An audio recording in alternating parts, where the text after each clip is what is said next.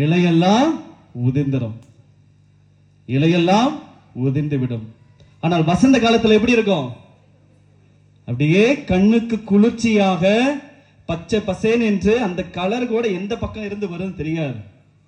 அந்த அளவுக்கு செழிப்பாக இருக்கக்கூடிய விதத்திலே அந்த வசந்த காலத்தில் மரங்களுடைய இலைகளை பார்க்க முடியும். இந்த தவ காலத்தின் வழியாக நம்முடைய தீமைகள்,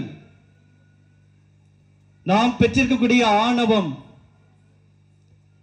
நாம் பெற்றிருக்கக்கூடிய தீய எண்ணங்கள் அனைத்தையும் தவிர்த்துவிட்டு, எவ்வாறு இலையுதிர் காலங்களிலே மரமானது இலைகளை அப்படியே கீழே தள்ளிவிடுதோ, அதை போன்று நம்முடைய உள்ளங்கள் இருக்கக்கூடிய ஏமாற்றங்கள், தவிப்புகள், தீமைகள், தீய எண்ணங்கள் அனைத்தும், கெட்ட எண்ணங்கள் அனைத்தையும் தவிர்த்து விட்டு வசந்த காலத்தில் துளிர்க்கின்ற அந்த இலைகளைப் போல நாமும் துளிர்க்க வேண்டும்.